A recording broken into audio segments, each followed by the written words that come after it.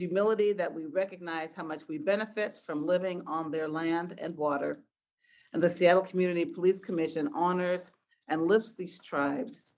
We hope that this acknowledgement will encourage authentic relationships with urban Native people and all Coast Salish tribes. And I am Reverend Patricia Hunter, one of the co-chairs of the commission.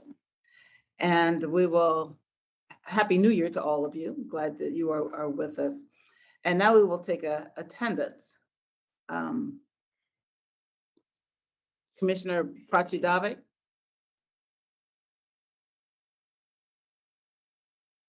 I see you.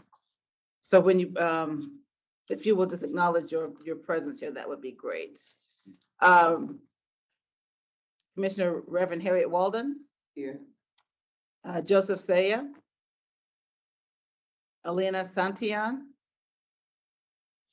Erica Newman. Commissioner Tasha Johnson. Present. Good morning. Good morning. Commissioner Lejaya Washington. Commissioner Suzette Dickerson. Present. Good morning. Commissioner Officer Mark Mullins. Officer Mark Mullins is here. Good morning. Morning. Commissioner Joel Merkel. Good morning, present. Good morning, Commissioner Jeremy Wood. Commissioner Mary Ruffin. And Reverend Patricia Hunter, I am present. And good morning, Commissioner Ruffin. The agenda has been sent to us, and I would entertain a motion to approve the agenda for today.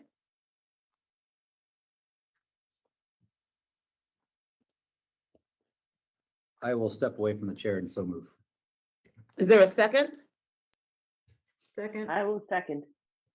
Thank you. Well, I guess Mary and I both did. Thank you. The more the merrier. It's been proved. It's been moved and seconded that we approve the agenda that has been sent. All those in favor, please signify by saying aye. Aye. Aye. Oh, thank you. Any opposed? Nay. Any abstentions? Thank you. The agenda has been approved. And next we will approve the draft minutes that were distributed from our last meeting. Is there a motion to receive those minutes?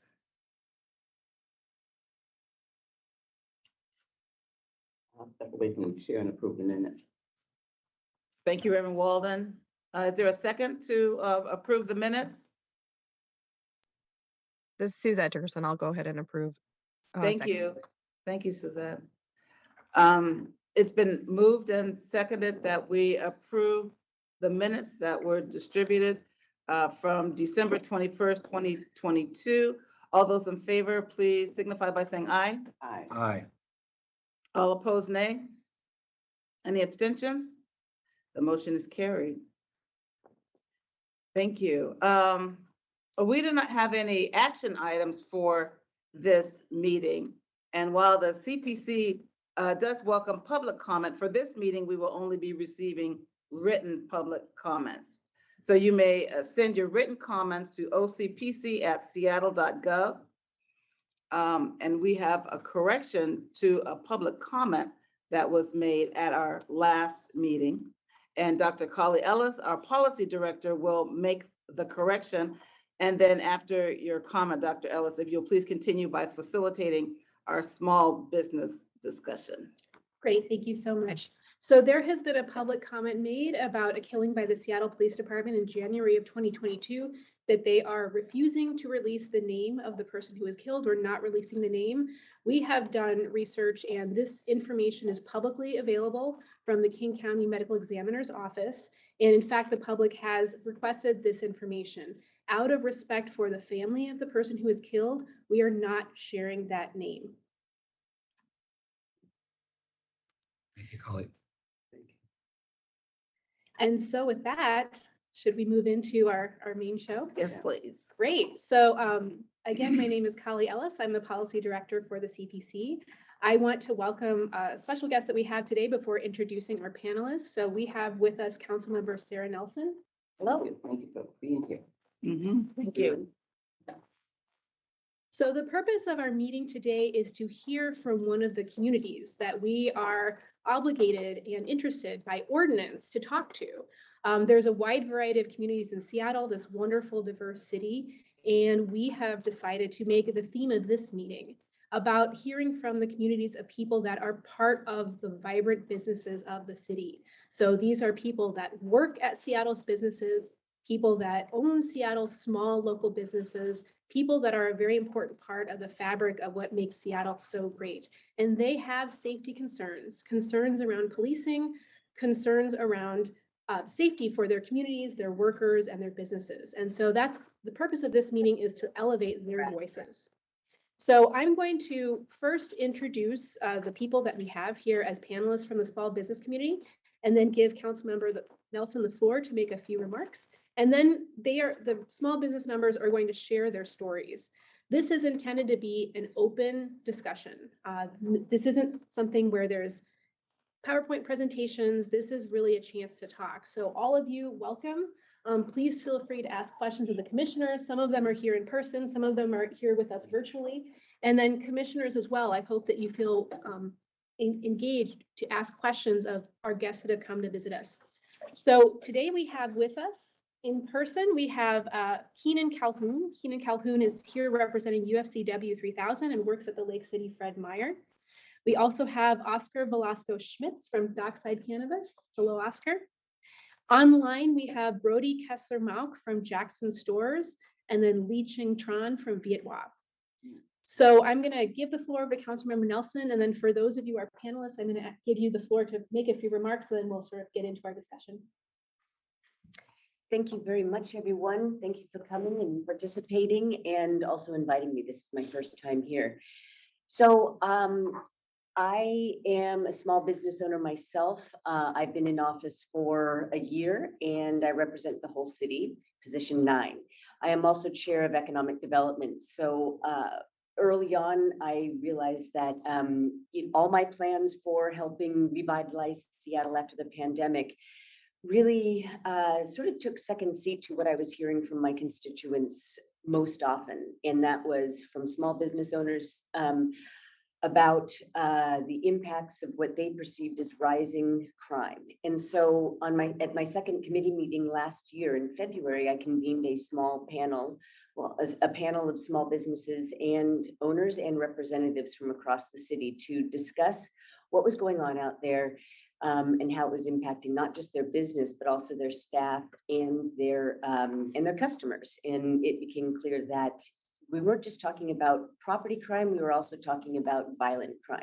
And so that became a focus of mine over the past year. And because small businesses are job creators, drivers of innovation, and as Kali said, the fabric of our communities, this is something that we have to ensure that we're doing all that we can to create conditions that are safe for these businesses to thrive. And so I am here to listen and to hear how things are going and to also bring back any recommendations or any points of discussion that would be important for my committee to focus on going forward. So I really appreciate this opportunity. Great. So I think what I'm going to do is, as a moderator for this discussion, we'll sort of go back and forth between the people that are here online and the people that are here in person. So I would like if possible, the first person to make remarks to be Li Ching. Is that okay? Yeah, hi, can everyone hear me? Yes. Thank you. Great, thank you. Thank you for having me here. My name is Li Ching Tran. My family owns Viet Wap Markets. We have one location. We had one location in the CID that closed last October.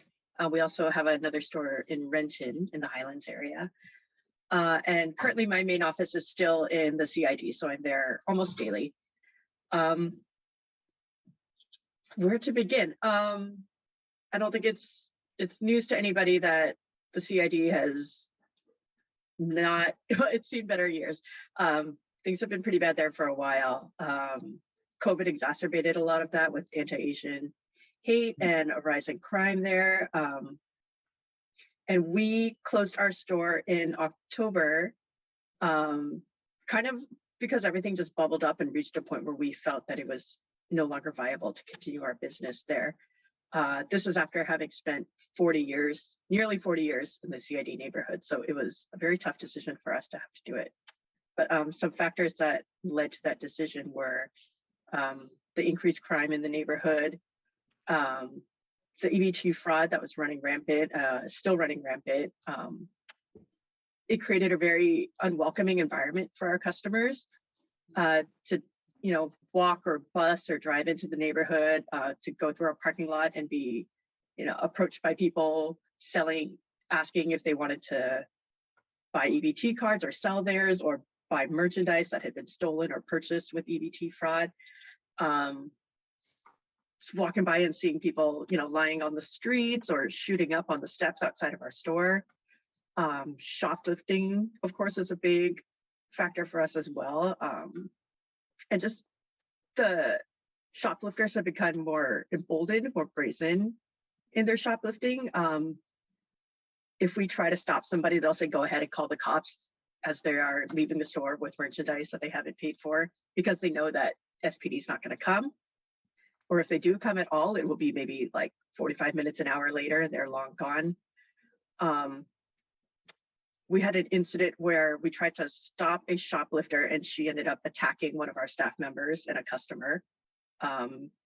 She left and came back with like a big rock in her hand, and we had to have somebody basically tackle her to the ground to keep her from further harming anybody. And she bit one of our staff members in that tussle. That was kind of a breaking point for us because we as business owners felt terrible for putting our staff in that position, and we could not in good conscience continue to endanger the safety of our staff and customers with incidents like this.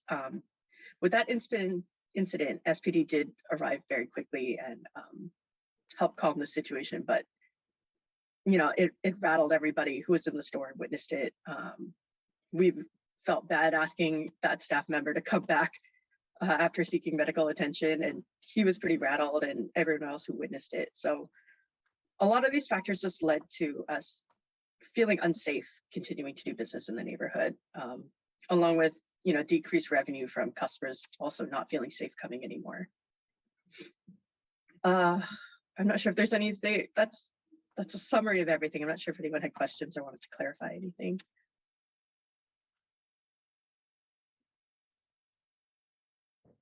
Thank you, Lee Ching. I think we're going to sort of save questions for the end when Okay. everyone has had a chance to speak, but that's a really good sort of background to what you experienced at Vietwalk before you unfortunately closed in Seattle. So next I'm going to turn it over to someone in the room, to Keenan Calhoun, if you'd like to share your experiences. Sure. Yeah, so I'm a grocery store worker at Lake City Fred Meyer for 8 years. Shoplifting and crime has obviously always been a factor of working in the grocery industry, but yeah, over the last couple of years during the COVID era, it got a lot worse. Sort of with a combination of like influx of the homeless communities not having anywhere else to go. And so spending all of their daytime hours in our stores rather than at shelters or community centers that were closed during COVID, as well as a pretty big increase in organized retail theft of folks stealing large amounts of easily resellable goods. Like Fred Meyer specifically is a bit odd for grocery stores, because we sell apparel and stuff, and so that was getting stolen, as well as laundry detergent and baby formula and those kinds of things. And so those two like different facets of crime were increasing, and it made our stores feel a lot less safe. And also management has been a lot more hardcore about cracking down on workers who get involved, like in our training, we're told to customer service folks that appear to be shoplifting, like going up to them and just saying, hey, how can I help you? And making them feel uncomfortable by being noticed. But then if the shoplifter sort of retaliates in any way, then the worker is in danger, and also is a lot of them are losing their jobs for putting themselves in an unsafe position. Yeah, so those sort of those two things are kind of just happening at the same time, and it makes our customers feel less safe, our workers feel less safe, not just for their safety from homeless folks and people who are maybe making the place physically more dangerous, but also fear of retaliation from management due to them getting involved, even though that's what our training says we're supposed to do. We're supposed to go up and maybe ask for their receipt or something like that, but then people are losing their job, and so they feel like they're in an impossible situation of just what do we do? We have pride in our jobs and pride in being part of the grocery ecosystem, but we feel hamstrung and are unable to really make a difference there. Thank you so much. So next I'm going to go to Brody Kessler-Malk, who's online. Brody? Thank you, Callie, and thanks for the invite, giving us the opportunity to share our story of what we're dealing with. With Jackson's Food Stores and regional manager, and we have a location, Shell location on Denny Way. We've owned and operated this location for 11 years now. This store in particular, we're very fortunate to have a manager who has ran this location for 20 plus years. He's a very well-known part of that area. You walk the streets with him and everybody knows who he is. And the last 2 years have been progressively worse for us in this area. Some of the things that we started dealing with about 2 years ago, we started staffing extra on our evening shifts, trying to make sure that we were keeping our employees safe. But in doing so, we continued to deal with so much during the late hours of the evening, to where we made the decision early this last year to actually shut down at night. For fear of the vandalism that was taking place, we did continue to have one person at the location. So we would shut down, lock doors at midnight, and this person was in the store until 5 a.m. With not doing any business, but kept a presence there, so people knew that there was somebody on site. Some of the things that we've experienced the last couple of years at this location was this manager actually kind of hit his breaking point.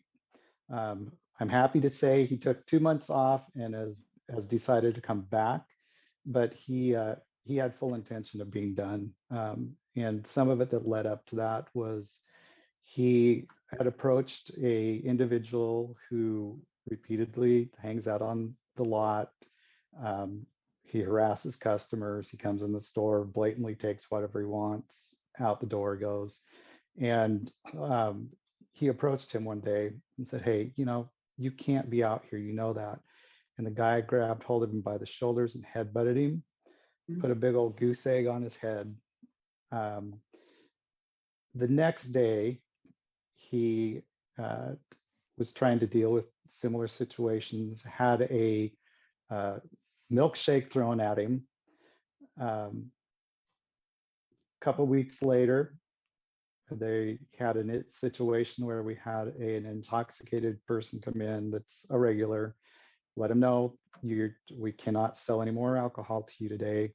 He proceeded to throw one of the beers at him, and then told him that he would get him later.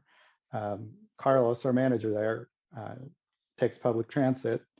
The following day, he was got off the bus coming to work, and this gentleman was out there, recognized him, and threatened him again, and followed him to where it was that determination at that point. He's like, I'm not doing this anymore. He said, I cannot come to work on a daily basis, fearing my own safety along with his employees. Some of the things that we have experienced, we had a gentleman who is around a lot, obviously not, has some issues because he does a lot of screaming, yelling out in front of the store. But one day he showed up wielding a hatchet, and he continued to swing this hatchet around our customers for 20 minutes out front before we got any kind of response from law enforcement. It took him over 20 minutes to get there, and in the whole time this is happening out front. It's on a normal day, if we have somebody that will not leave the lot and we've asked them to leave and we call for assistance, it can, if it's not an immediate threat, it typically is about a 2 to 3 hour response, if we get a response at all. A couple of months ago, I had pulled up and there was a gentleman sitting out on our sidewalk, backpack and a few other items with him. And he had been there for 2 days, absolutely refused to leave. The manager had approached at one point and realized this gentleman had several knives in his bag. So when he had called law enforcement the first day, we had no response. Day 2, called again. And it actually took my district manager who pulled up, her and I walked over, and she politely asked the guy, hey, you've got to go. And luckily he did leave. We never did get a response on that one. We've tried security at this location. We started with unarmed security because the cost of doing armed security, and they, after 1 week, said they would not do security for us unless they were placing an armed guard there. And this was after a couple of shootings had taken place, either on our lot or across the street. And so we went to armed security for a little bit, but the cost of it was so expensive. That's when we went to shutting down at night. We have finally installed a security pass-through drawer. So at midnight, we shut the store down, but we have a drawer that we can safely do transactions with the lobby shut down. So we can at least start taking care of our customers at night. We've been a part of that community. That store's been there forever, and it's definitely affected our regulars. It got to the point that a lot of people are not comfortable even coming on a lot, and I hate to admit it, but we have 45 locations across this Puget Sound area, and this is the one location that when I pull up, I don't immediately get out of my car. I look at the environment, what's going on, and prepare for what I'm walking across the parking lot to. And it continues to be a battle for us. We've added more help. I've doubled the staff at this location, which is not cheap, just to try and combat this and keep our employees safe. Thank you for sharing that, Brody. What Appreciate it. location is that? What location? Oh, what location is that? Can you repeat that? Yeah, it's on 10 Denny Way. Oh, okay. Anyway. Thank you. Okay, next we have Oscar from Dockside Cannabis. Oscar. Good morning, everybody, commissioners, community members, council member. My name is Oscar Velasco Schmitz, and I'm going to give you a little bit of background just so you can get a taste for who I am. Originally from Mexico City, I was raised in the San Joaquin Valley of California, farm worker there, was educated and came to Seattle to work in artificial intelligence at Microsoft. From there, I, with a colleague, helped to found a bar on Capitol Hill called The Lookout. And from there, founded Dockside Co-op, a medical cannabis patient cooperative back when medical cannabis was run by policy, not by law.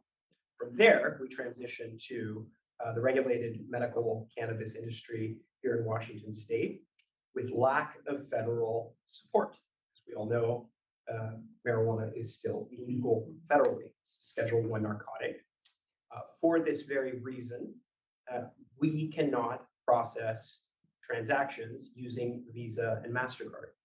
Visa and MasterCard own globally the protocols that are used to run transactions at any location, whether Brody's location, Lychee's location, or Fred Meyer. We cannot use that. We are an all cash business. Please hear that. We collect 47% excise tax for the state of Washington in cash. Cash is a very fungible object. You can turn it into many things very, very quickly. Therefore, it's very attractive to people that are going to come in to steal. It's not just like conversion where you take a product and you sell it on the parallel market. You can just take that cash, and the product itself is valuable as well.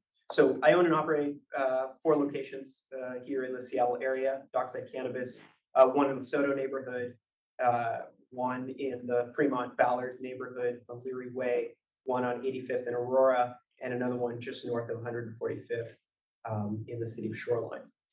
So I get a pretty good feel for what the city is doing, how the city has been changing. And I want to state here that I'm not here to express criminalizing poverty. This is a much deeper issue that we face in society. Why are people coming and robbing? Not all people are bad. Some people are in situations that are quite desperate. And I don't want to turn this into, we have to hit people over the head with a hammer because they're in a position of need.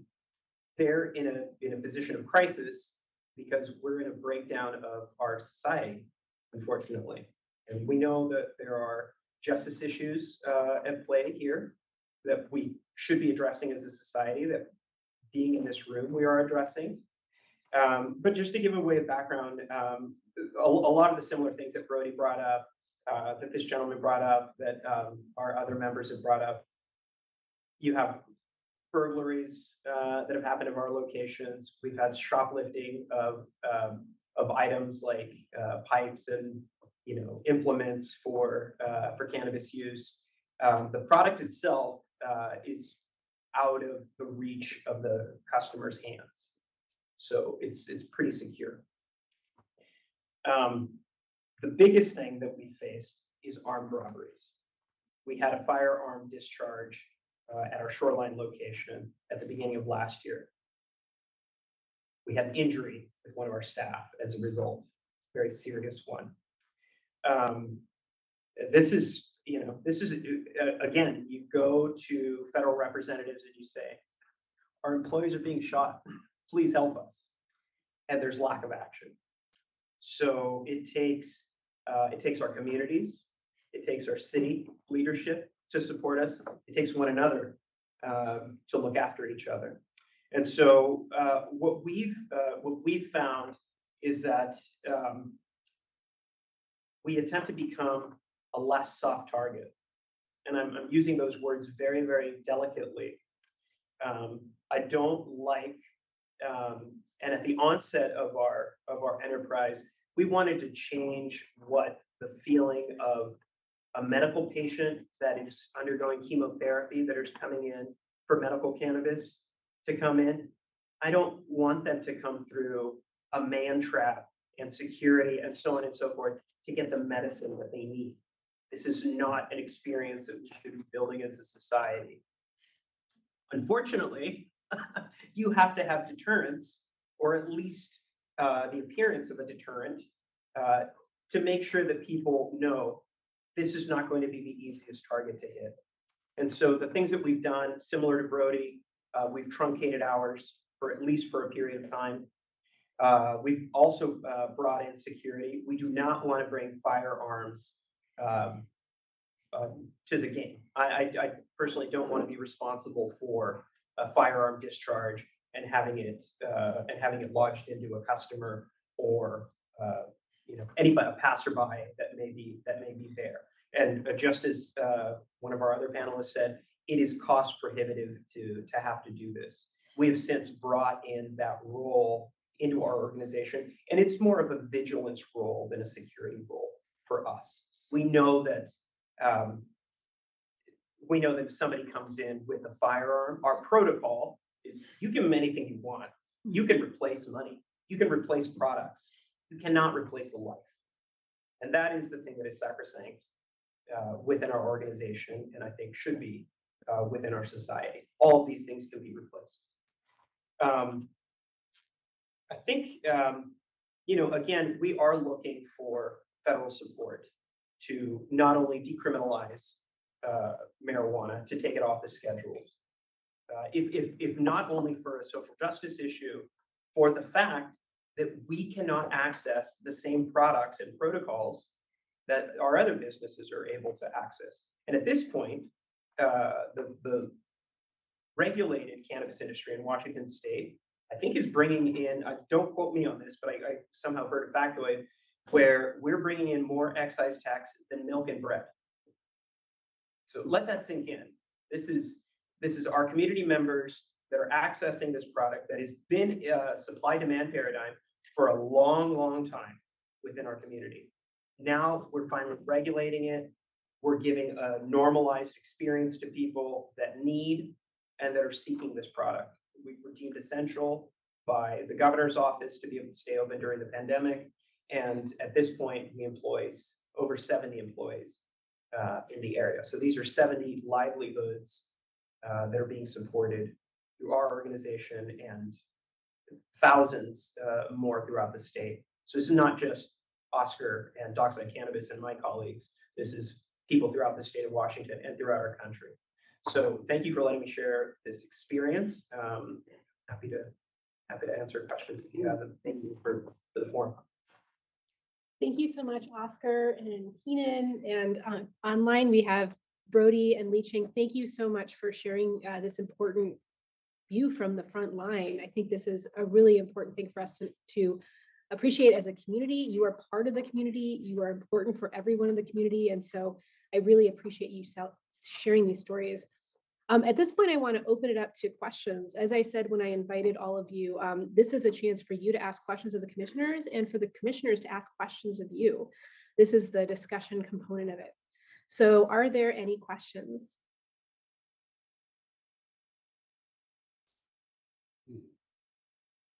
I just have a comment. I mean, I was a small business owner for 25 years on the optical and mobile optical, so I understand business. And I've been a business owner all of my adult life.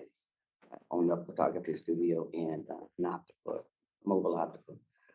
So I think that the small businesses, they add so much. I mean, and they hire a lot of people, and I think a lot of times people think that the corporations are the mainly that hire more people, but small businesses really are the backbone of America, and need to be supported. And I understand that, especially with the cannabis industry, and I'm 70 something and never tried, so I don't know anything about the experience. But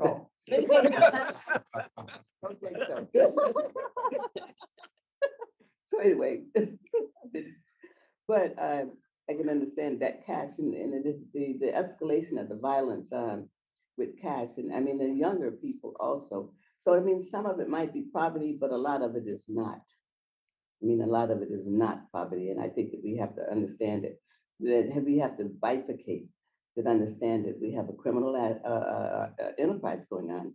They come into your store and then they sell this stuff. So everybody isn't poor. I mean, everybody isn't robbing because of happenstance.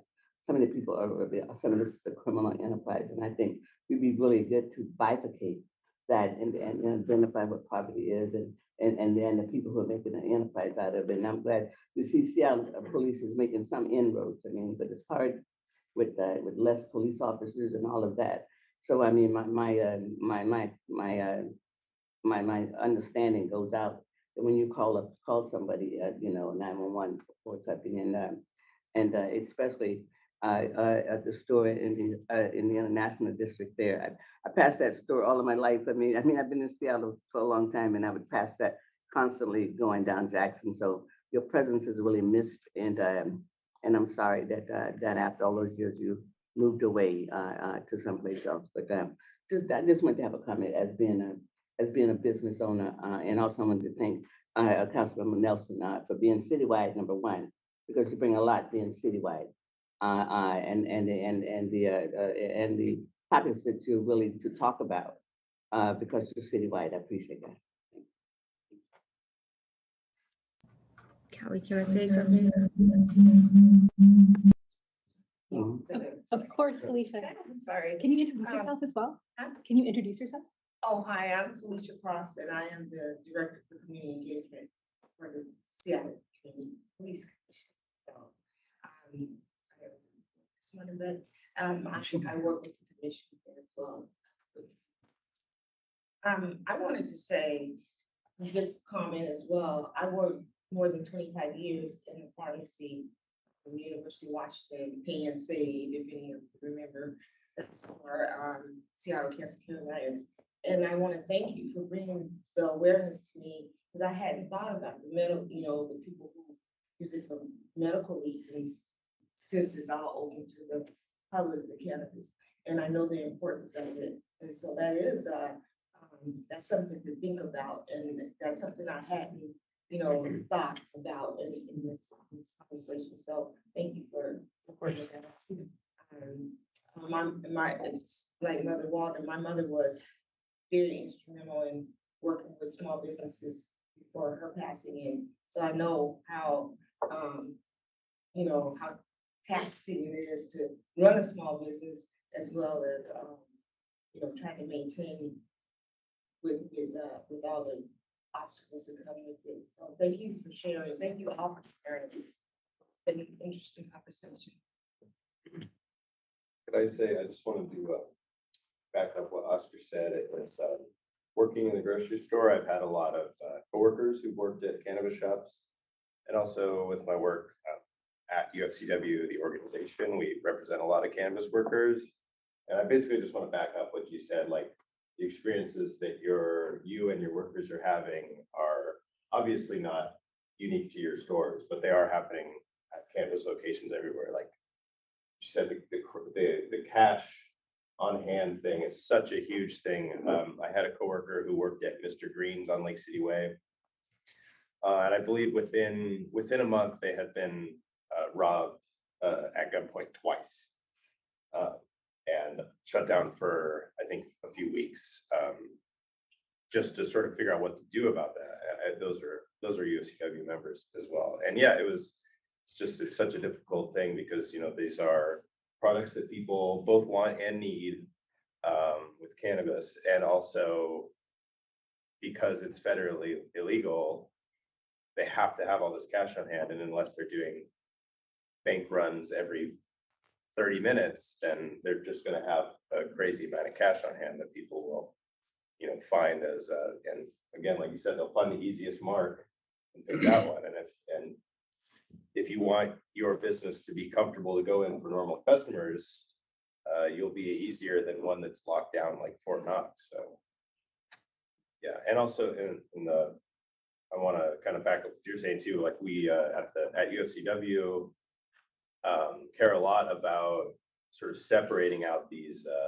the crimes of poverty and then the sort of more organized retail theft. Like we really want to focus on the organized retail theft because those are the folks that are actually coming in with, in at least in grocery stores, coming in with full carts, stealing full carts, and they're the ones that our employees and members are interacting with the most in negative ways, because a lot of the crimes of poverty, like people just stealing food or maybe one thing of baby formula or whatever, the folks themselves are maybe a little more erratic, not exactly sure how they're going to react, but they are people we see fairly frequently and know many of them even by name. It's like, oh, that's him.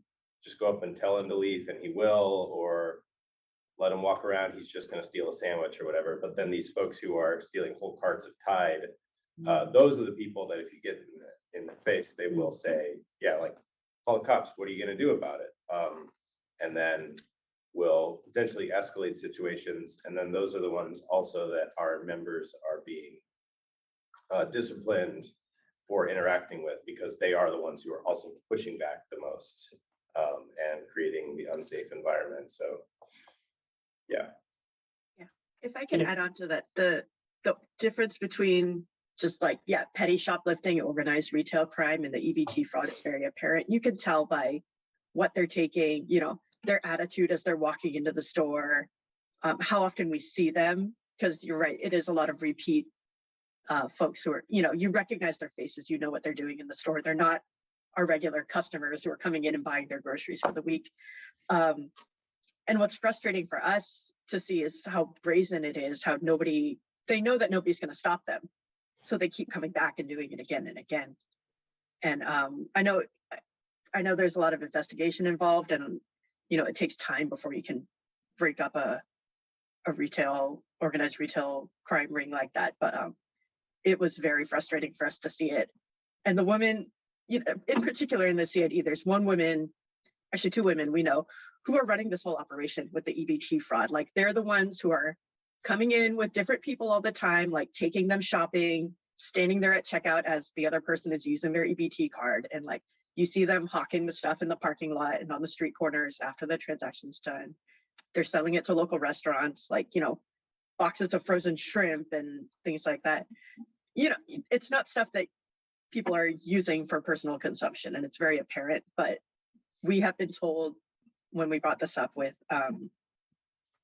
authorities that there's nothing we could do about it if the person who was authorized to use that card is using it. And so for us, we feel like our hands are tied, but we're seeing this happen right in front of us, and it's very frustrating to deal with.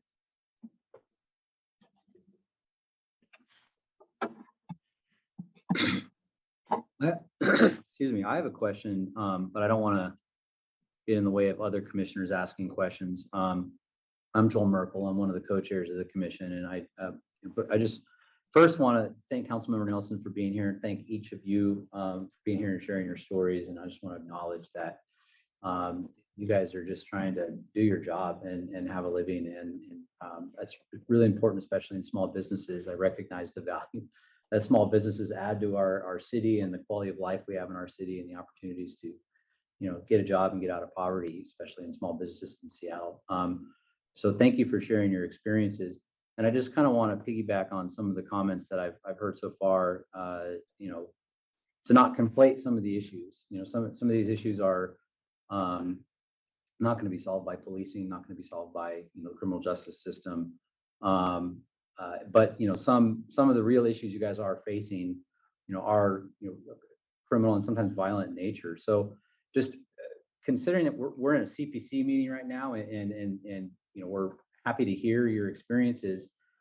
The next thing I'm interested in hearing is how can we help? What can the CPC do to partner with some of the issues that you're identifying? What is it that you would like to see happen? I think, if I may, one of the things you lessen the environment, and I want to acknowledge Reverend Walden had to say about bifurcating crimes of poverty versus organized crime. That's very true. There are people that are organized that know they're looking for a soft target, and they're going to hit it. They're going to hit it really hard, and they're going to use firearms. If we can lessen the environment where that can happen, we have controlled access at our shops. It's not optimal to have to say, please look into the camera, show me your ID, come in, now you can buy your medicine. That's not a great experience as a society, but it is a deterrent. Unfortunately, there are lots of encampments that end up forming near places. But that becomes, make a battle somewhere else. There's a distraction. They come in this way. So keeping good visibility throughout our areas is very, very important for us. We're constantly helping with folks. We do cleanups ourselves, not of people's belongings, but of trash, and of keeping an environment where it looks like, it's cared for. Like Brody mentioned, having somebody there at night, keeping watch, keeping vigilance is very important. I know that it's very difficult to staff SPD, but doing that and having people on the ground who can respond to these things in less than 45 minutes or an hour of somebody yielding a hatchet is important. We've had a conversation, I think, with Councilmember Nelson's office about bollards. There have been some incidents where people will drive a car through the storefront of the businesses to get into the business. That is becoming more common. It is becoming more common. Somebody drove a skip loader. They stole a skip loader. Somebody tried to steal one of our shops in Soto. Somebody stole a forklift and tried to drive that into our store. So, whether it's organized, didn't seem well organized. That one was not very well organized, but these are real things that people are doing. If they can find a way to be able to penetrate some of these hardened facilities, then they'll try to do it. So to your question, people on the ground being able to help, and then keeping areas monitored and cleaned up, I think would be a big help. Yeah, at USCW. Wait, Oh, go ahead. I can wait.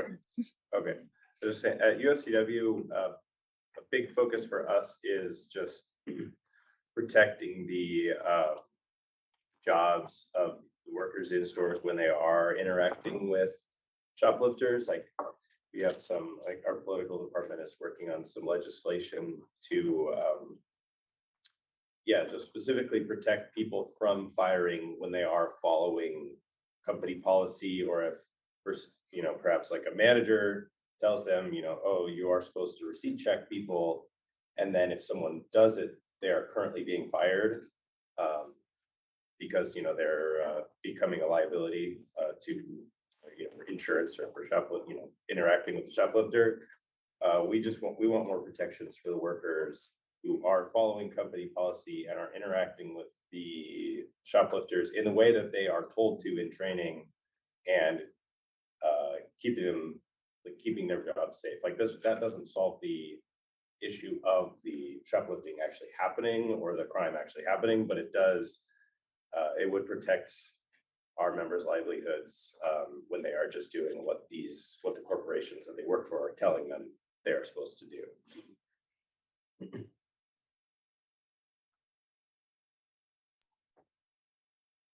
Back in, I think about a year or so ago, when the corner of 12th and Jackson Street was a huge hotspot for criminal activity, the SPD response to that was very strong after it reached such a terrible point. But we had, police officers on the ground. We had a mobile police precinct parked across the street, and it's still there.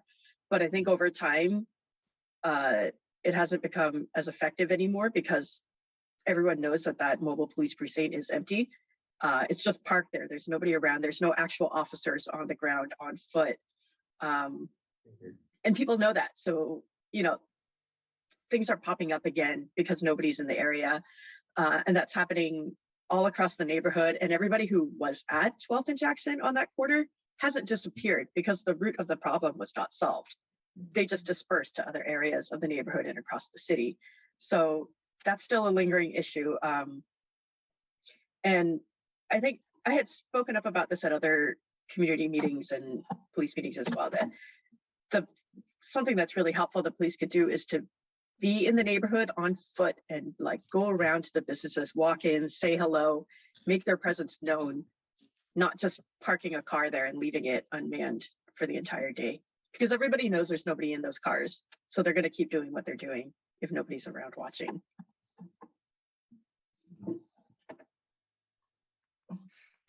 Thank you. Joel, I appreciate you asking this question because we're extremely sensitive about sharing stories sometimes, because we do not want it to come across negatively that it's any one department's problem. And as we share the stories that it is difficult to get response from law enforcement, don't want that to come across that we're putting all the blame on them. We know there's very limited resources, they're stretched thin, and the relationship we have with them is good, and we don't want to damage that.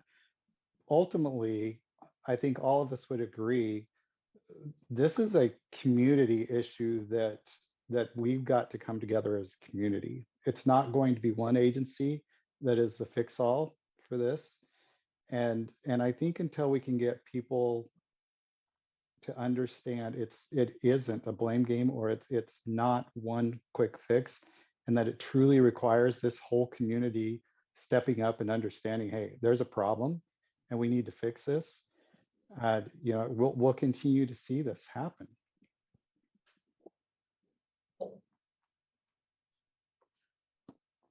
Thank you, Brody.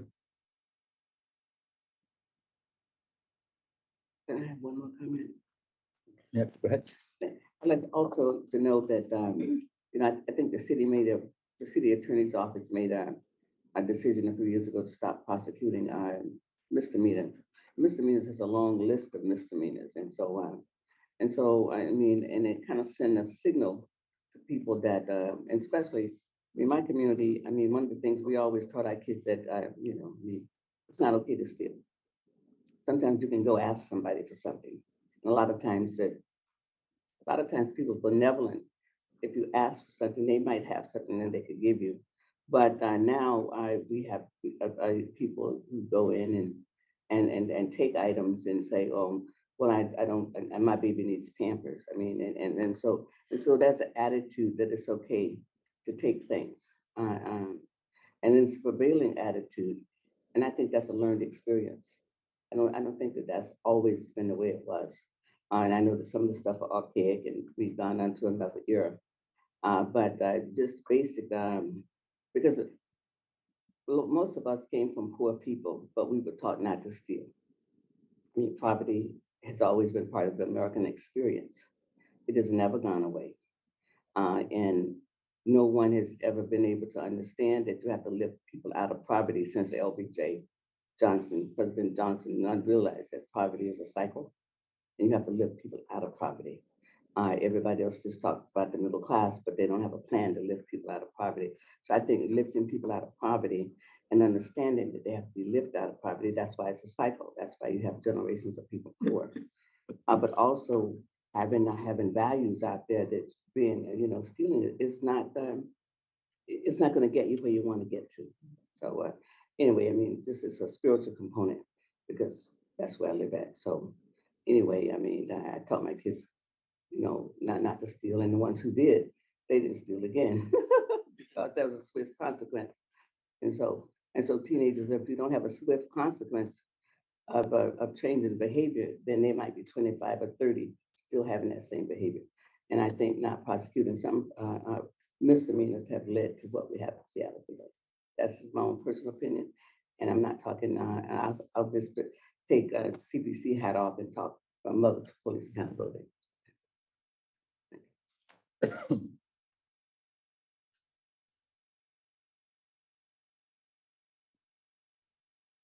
Do any of the commissioners that are online have any questions for our guest today?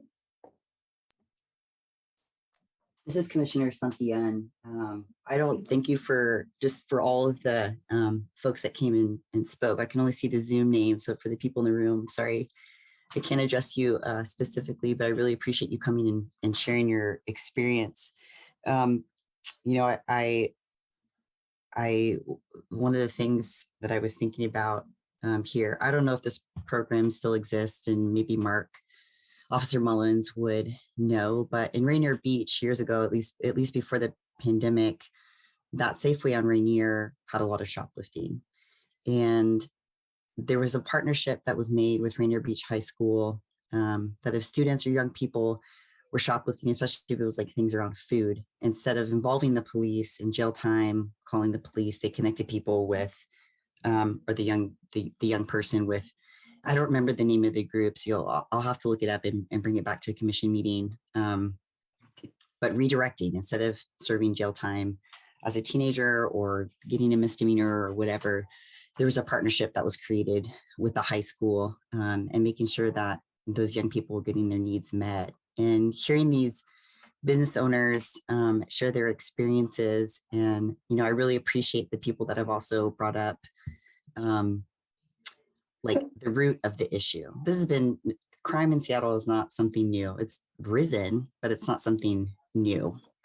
Homelessness is something that has, or houselessness has been something that has increased in the city, and it doesn't matter who we've elected into office, that has not changed. And in my opinion, it's gotten worse over the years. So that makes me think that we're not addressing the root causes. And I think sometimes we don't do that because it takes time and it takes money. And we as human beings, I think we want satisfaction now, right? One of the ideas that kind of came to me, and I would be interested if the CPC would, I would be interested in doing this, is I would love to get community groups together who are trying to address root causes, who are trying to address people who are in need immediately, at partnering with these businesses. So the Leaching, maybe it was you, I can't remember who said it, but having officers go in and talk to business owners like, hey, my name's Officer Mullins. I work in, whatever. Tell me more about your business, your community. How long have you been here? That kind of thing. How powerful it would be for community groups that are also trying to address safety in holistic ways to do that same thing. And I'm sure that there are. I know that there are several groups in the ID. Leaching, maybe I can't remember the name of this group, and I don't know if they're doing it now, but I know during COVID there was a community group that were walking around the neighborhood in groups in the evening. Yeah, just as like they're still doing that, the night watch. Thank you, night watch. Yeah. So like, what are ways that business owners can partner with community groups that are also trying to address, immediate issues, that are also trying to, we should all feel safe in our neighborhoods, right? But as a commissioner too, I feel like I have to bring into this space also just the groups of folks that don't feel safe in police presence, right? And so when I'm thinking about holistic public safety, I'm not just thinking about, physical safety. And I'm taking this from Isaac Joy with King County Equity Now. I think he's with King County Equity Now, but he talked about holistic public safety, not just being safety from violence, but like having your needs met. Your kids get to go to, a good school. You have healthy food to eat. You're able to meet your needs. So I just want to make sure that we're, like, as a commission and as a body of commissioners too, that we're thinking when we're talking about when we're talking about public safety, that we're thinking about that in a holistic way and thinking about ways that we can provide that sense of safety for everybody, not just for specific groups or specific people. So if the folks here who are business owners are interested, I think, in having some kind of, maybe the CPC can host a community meeting, or I don't know, a workshop or something where we're able to just connect with people on the ground, trying to meet, the needs of people in those communities. I think that might be something really powerful. I don't know that that's happening on a large scale. Thank you. Thank you, Commissioner Santillan. I see Commissioner Wood with his hand up. Thank you, Kelly. And my comment, first of all, I appreciate all those who came and shared. And I also appreciate that, as was said, there's some hesitation in bringing these stories to a public forum within the political climate of our city. I think that going to Reverend Walden's point about some of maybe the softer components, which he called a spiritual dimension. Something I first began working around areas of police accountability and homelessness in Vancouver, BC. And I moved to Seattle about a decade ago. And something that I have consistently seen in this city, from conversations with unsheltered folks, from conversations with friends in criminal law practice, in homelessness service provision, who have experienced both in Vancouver and Seattle, is that there is a far greater level, a far more common expression of bitterness and a feeling of abandonment from those within our unsheltered community as compared to Vancouver. And part of the consequence there is that there are far higher levels of property crime, and there are far higher levels of transience amongst homeless folks in Seattle. And I don't know if I have really too much of a practical point here, but my softer point is I think that there is a sense that I have seen consistently in Seattle that homeless folks, both within on a neighborhood level and within a service provision level, feel excluded from the conversation in a way that they're not in Vancouver, in a way that they are at the table in structuring these services and structuring public safety. And I think one of our guests mentioned that there's a big difference between being able to recognize someone, even someone who's engaged in poverty level crime at their store, and say, Joe, cut it out, versus some of these organized crime elements. And I feel that consistent, we don't have those relationships between unsheltered folks and police and business owners and community members. And I think it is that lack of community relation that defines the way that we provide services and the way that we engage in public safety in this city as compared to other cities in our region, that I think is leading unsheltered folks to have less consideration for their neighbors, just as we have less consideration for them here. And so this is just something that I have consistently felt in Seattle, is that when we have these conversations about public safety, including in the small business community, with police, with this commission, with service providers, and maybe this is a point for the council member, I would really like to see a dedicated effort to bring homeless community representatives to the table, because otherwise that we're not going to build the ties that are going to lead folks to hesitate in committing these crimes against their neighbors. And we're not going to see solutions that are actually crafted around what people need, as opposed to what we in sheltered environments, even those of us who have faced poverty but now are in sheltered environments, think they need. So thank you.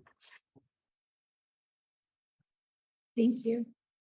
Well, we're running out near the end of the time for our discussion. Again, I want to thank Leaching and Brody and Oscar and Keenan for joining us here. This has been very helpful to understand your point of view. And so for the last few minutes, I'm going to turn it over to Councilmember Nelson, maybe to answer some of your questions or to provide any comments on this, if you would I like. have questions. Sure. No, I don't. I am always interested in learning about best practices, what's going well in other places. And so offline, not right now, because this would probably be too long of a discussion, but I am interested in hearing, you have a store in Renton. So what is going well in Renton that we could, practical things that are there things that are working that, how are the conditions different, and can any of those be emulated? Same with, you have a store close to the border, right, in Shoreline. And so I don't know if there are differences in conditions, but anyway, so those are the sorts of things that I am thinking about, just in terms of practical next steps, because we have a lot of really huge issues here. And when it comes to legislation that can be championed by council right now to help small businesses, because we're talking about wealth generation, and it's in neighborhoods that have a lot of drive-through cars, and it's spread out all over the city, but there are pockets of areas of serious crime. And so I am interested in helping to protect the small businesses that have the fewest resources. So my whole point is that we have got a lot on our plate, and to get to a lot of root causes. And one thing that hasn't been mentioned is addiction.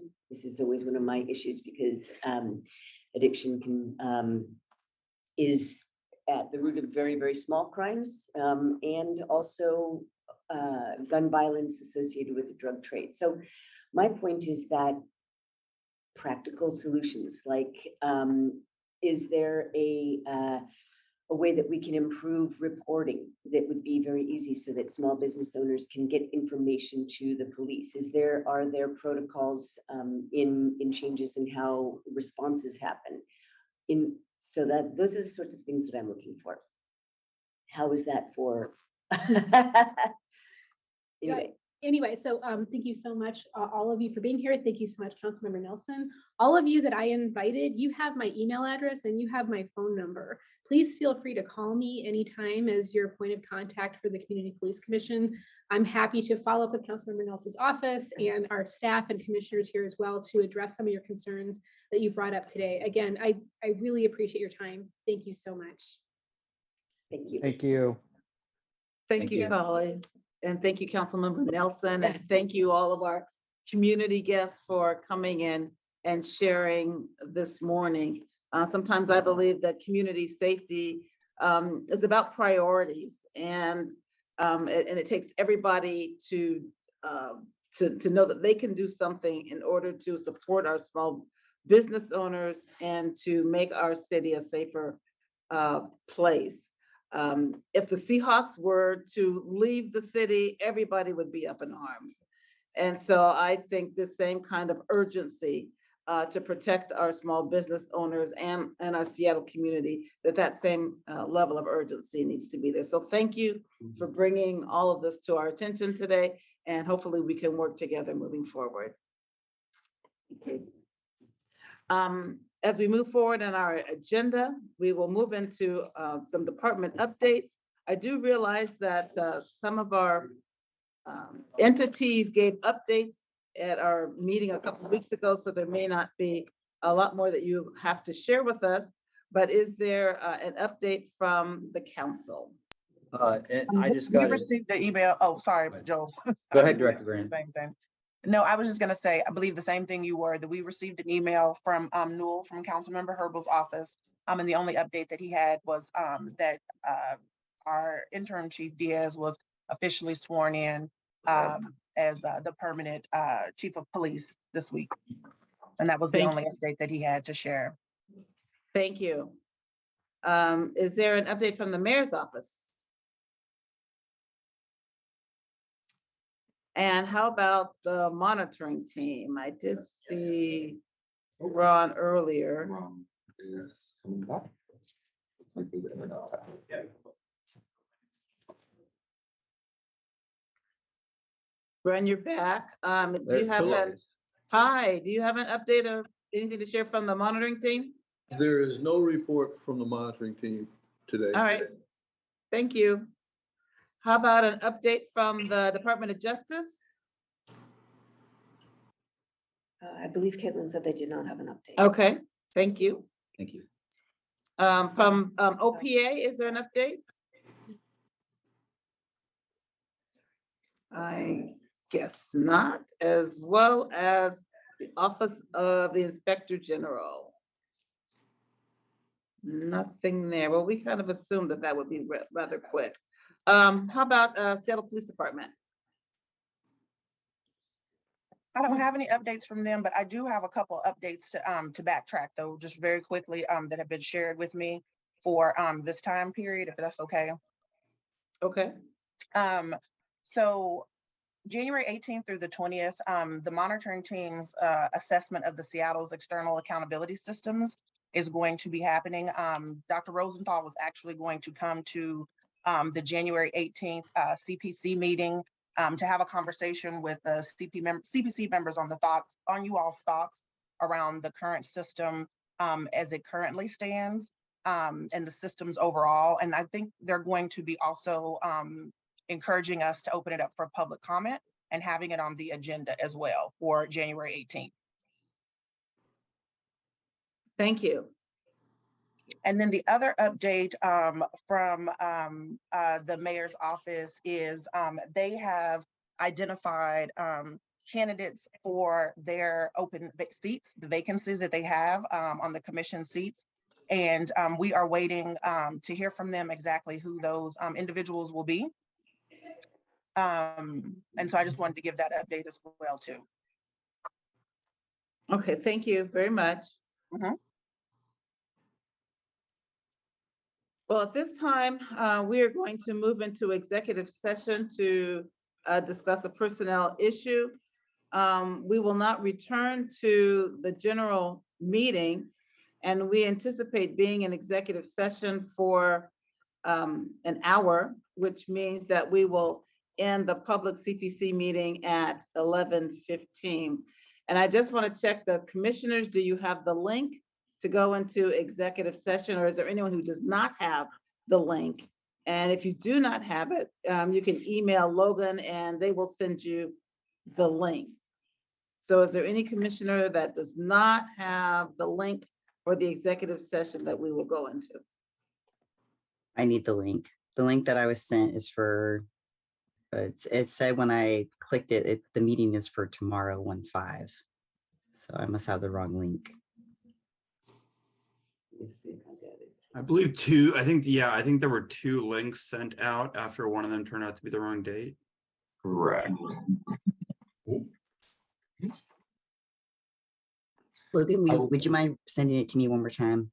Yes, I'm gonna get it to you right now. Thank you.